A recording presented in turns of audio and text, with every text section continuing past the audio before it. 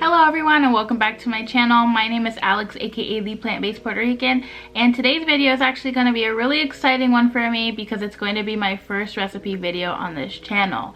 Now, I was trying to think hard about what recipe I wanted to start with, so I figured since we are in the holiday season currently, what better recipe to start with other than pasteles? Because in my household, pasteles are a guaranteed part of the holidays.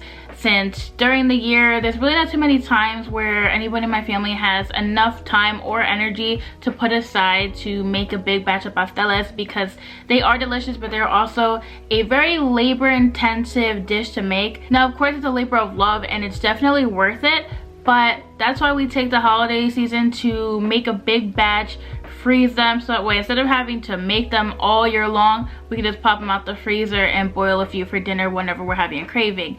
Now, I'm the only person who's plant-based in my family, and ever since I became plant-based, what we've been doing every year is when we make our big batch of masa, we put a portion of that to the side for me to customize and make my vegan pasteles with, and they always come out delicious. And this year we stepped that up a bit by actually making a vegan meat that we're going to be substituting for the pork that is traditionally in pasteles. So I'm going to show you step by step how to do the whole process, as well as everything we're going to need to make them, including the vegan meat mixture, and we're using impossible meat for that.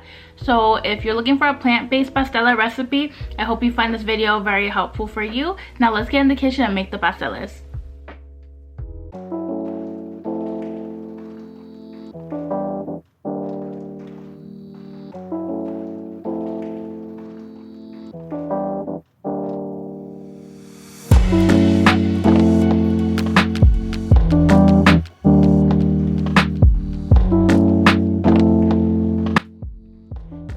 To start off, we're going to be taking our green bananas and we're going to be scoring them down the entire banana, and also cutting off both ends of the banana. So it's best to score them along any of like the ribbed parts of the banana that you can see here. I'm showing you. There's usually at least one or two, and be careful not to go too deep. This is probably as deep as you'd want to go. If you go too deep, then you're going to start cutting into the banana and you could be, you know, messing up the actual fruit. So try to be careful with that, but you'll see me just going along and scoring each end, so that way it's going completely down the entire banana. And we're going to just do that to every single one. And this is what it should look like after you score the banana.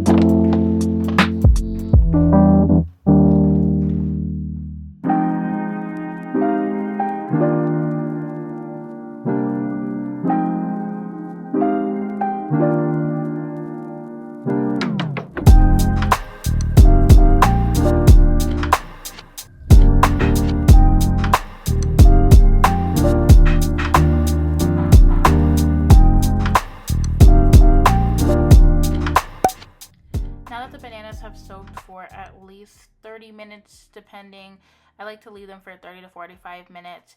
We are now going to peel them all, and now that we're doing this, this is going to show you why I have gloves and a little bit of oil set to the side as well, because the like inner pulp or like sap from the bananas can be sticky. This batch of bananas actually wasn't that bad. Usually it'll like have this like black sap that makes your fingers really sticky. I didn't struggle with these like I usually do, but you'll want to have some gloves and some oil just in case to help them slip off of the peel a little bit easier and not get sticky on your hands and make a mess for you.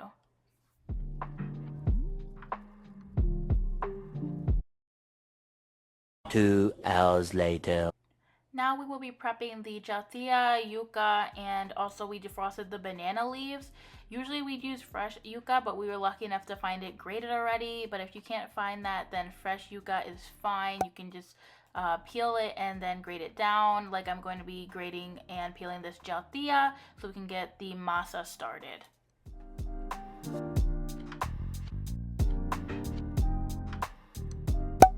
Now that that's peeled, we're gonna start grating the bananas.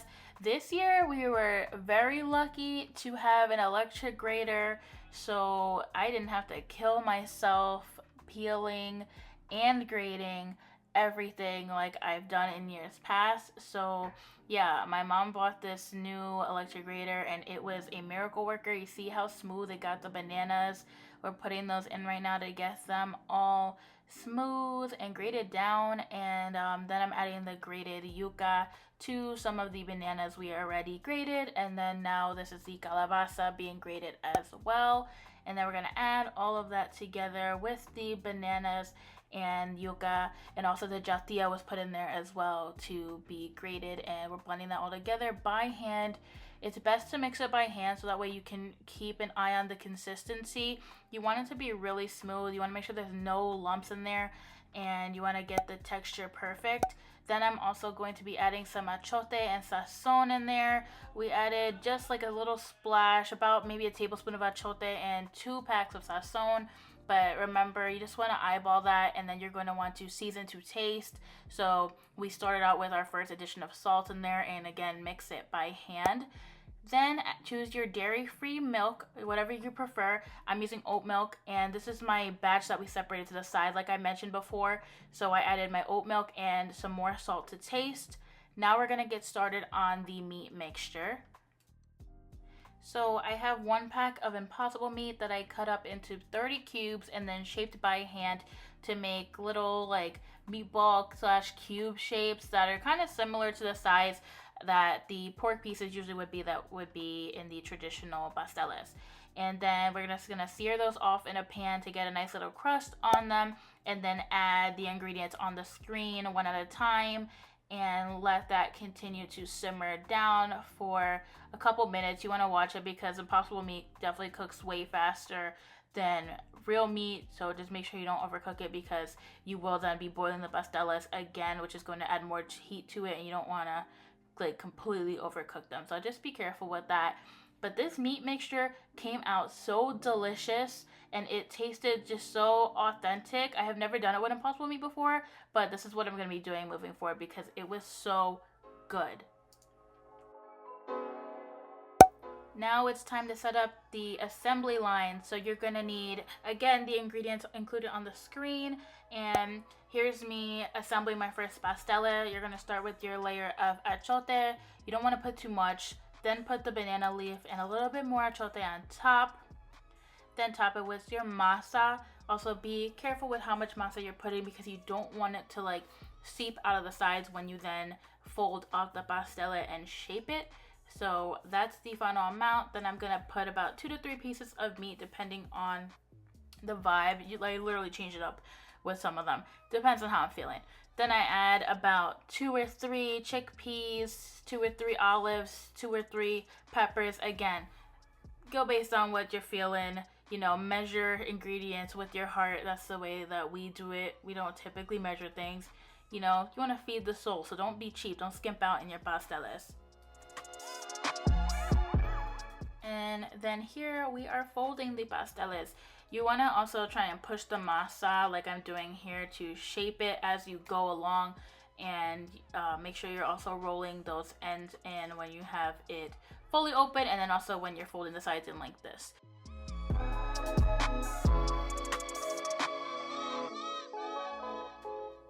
Now here is the final step of assembling a pastele, which is also probably my most hated step, which is tying it. Hopefully you can't tell too much how badly I was struggling to tie this one starting off with, but yeah, I eventually get it down. And see, there you go, your perfectly wrapped pastele. And then we're gonna keep the process going until we get the batch finished. So here is all of that sped up for you, so you don't have to sit here for hours like I did.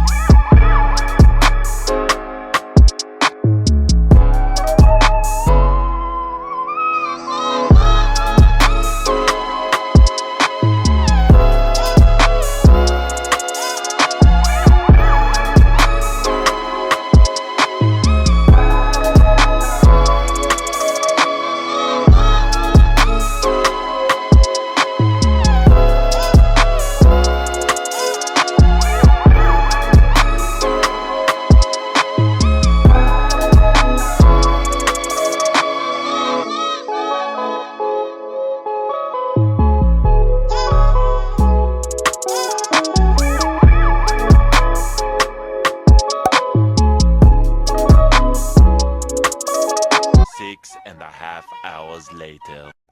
And boom, here is the finished product. Pasteles are not the prettiest thing to look at, but they are delicious. I really hope you found this video helpful. Make sure to like and subscribe for more content, and there will be more coming soon. So thank you again for watching.